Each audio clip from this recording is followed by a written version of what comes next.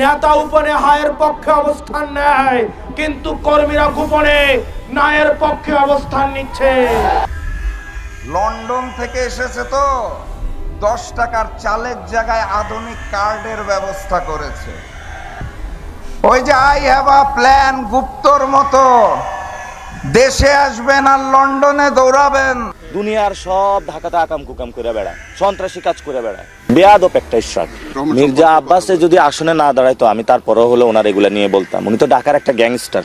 দুনিয়ার সব ঢাকাতে আকাম কুকাম করে বেড়ায়, সন্ত্রাসী কাজ। এই দেশে গত 54 বছর ধরে প্রধানমন্ত্রীর ছেলে মেয়ে প্রধানমন্ত্রী হয় নাকি সারা জীবন যার বাপ এমপি ছিল সেই এমপি হবে, যে এমপি হবে তার ছেলেই এমপি হবে, এমনটাই চলতে থাকে। তারেক রহমান তো আসলে কাগজবাজ। আপনারা কি মনে করেন তারেক রহমান অনেক কিছু? উনি কেন গণ অভ্যুত্থানের পরে দেশে আসলো না? উনি কার সাথে চুক্তি করে এসেছে জনগণের সামনে ক্লিয়ার করুক। নাকি কে অধিকার দিচ্ছে আওয়ামী লীগের লোকদেরকে পুনর্বাসন করার জন্য? আওয়ামী লীগের যে সজীব ওয়াজেদ জয়, সে রাজনীতি করবে না করবে এটা জনগণ সিদ্ধান্ত নেবে। তাকে কে সিদ্ধান্ত নিতে বলেছে? যারা ভোট ডাকাত তাদেরকে উন্মোচন করতে আমরা সক্ষম হয়েছি বাংলাদেশে। বেয়াদব একটা ইশরাক। মির্জা আব্বাসে যদি আসনে না দাঁড়ায় তো আমি তারপরও হলে ওনার এগুলা নিয়ে বলতাম। উনি তো ঢাকার একটা গ্যাংস্টার। দুনিয়ার সব ঢাকাতে আকাম কুকাম করে বেড়ায়, সন্ত্রাসী কাজ করে বেড়ায়। দেশে নামছে হলে বেল্ট পরে।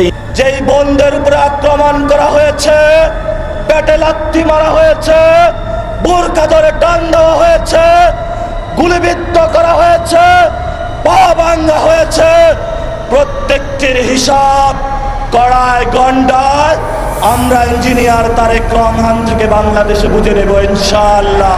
তারেক রহমান তো আসলে কাগজবাজ। আপনারা কি মনে করেন তারেক রহমান অনেক কিছু?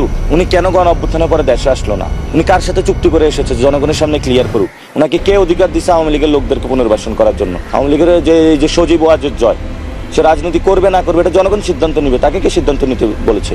যেই বন্ধের উপরে আক্রমণ করা হয়েছে, পেটে লাথি মারা হয়েছে, বোরকা ধরে টান দেওয়া হয়েছে, গুলিবিদ্ধ করা হয়েছে, পা ভাঙা হয়েছে, প্রত্যেকটির হিসাব কড়ায় গন্ডায় আমরা ইঞ্জিনিয়ার তারেক রহমান থেকে বাংলাদেশে বুঝে নেব ইনশাআল্লাহ।